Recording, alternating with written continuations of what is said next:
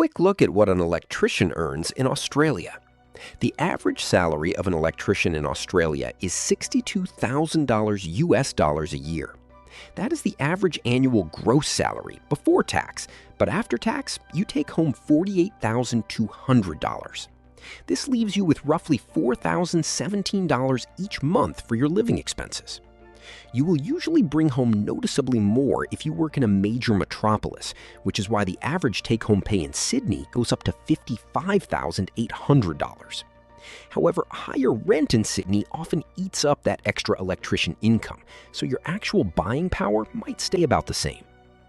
While an entry-level electrician salary in Australia starts well below this general average, your electrician wages rise quickly during your first few years on the job. On top of that experience, getting a university degree can help you move into much higher paying roles, which is how you can advance into an electrical engineer or a project manager.